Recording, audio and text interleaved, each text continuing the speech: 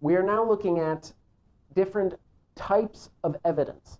Now, this is still within the general umbrella of persuasiveness of information, but when you hear evidence, you might already be thinking court case. In fact, a lot of this comes from our legal jargon. Primary or direct evidence. What does this mean? Direct proof of a fact without inference or presumption. Your contract was signed before a notary. There were witnesses.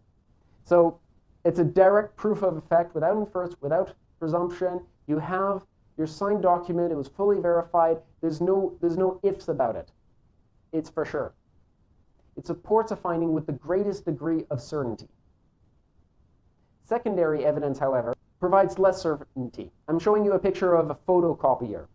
It requires additional evidence to support the conclusions. So, for example, copies, okay? Your photocopy of your original contract is less reliable because your original contract is only one, or maybe you made it in several examples, but only those exist. Your copies, you could have 10,000 copies, one of which was a copy of an earlier version of the contract, which, oh my gosh, you get into complicated things. Those provide less conclusive evidence.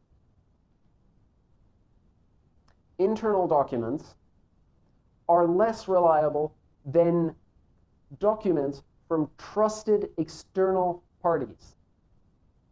Once, someone actually challenged me on a few audit findings, and on I don't know, 7 different challenges, I was able to say that it had been confirmed by the central bank. I'd been able to say that it was confirmed by a Big 4 audit firm, and I was able to say that it was confirmed by the regulator. There were no further questions.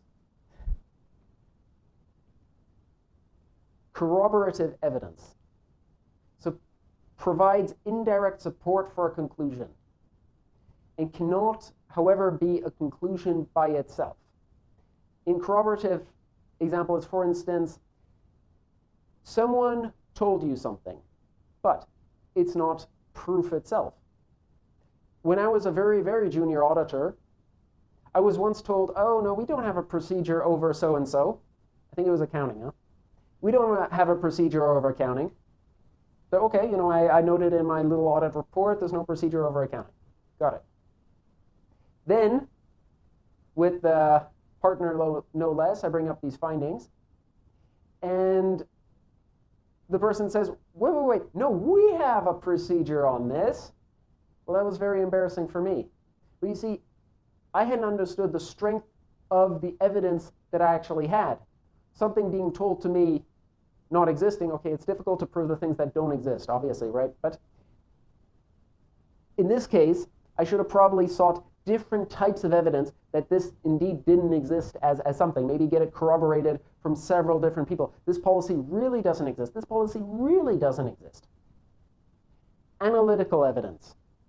These are compiled from other kinds of evidence. And examples include calculations, include comparison, in fact, include everything that we saw in the previous chapter.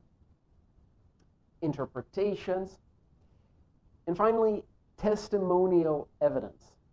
This is the person that they saw something. They say that they saw something. But we need actual proof that they did see something. And so this is going to be the person that is going to, tell you that they were witness to something. It's testimonial evidence. It can be from oral or otherwise from written statements. And examples include interviews or different written statements. Testimonials in court can either be verbal, or they can directly have a written statement given in advance. It can be questionnaires as well.